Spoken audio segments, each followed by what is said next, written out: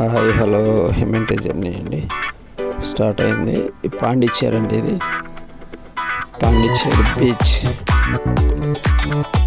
Pondicherry beach ఇక్కడ ఊరు ఒడ్డున చుట్టుపక్కల అనేది ఈ బీచ్ అనేది ఉంటుంది.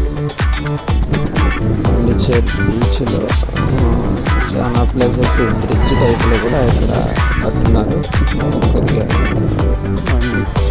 డ్యామేజ్ అయినటువంటి బ్రిడ్జ్ కూడా.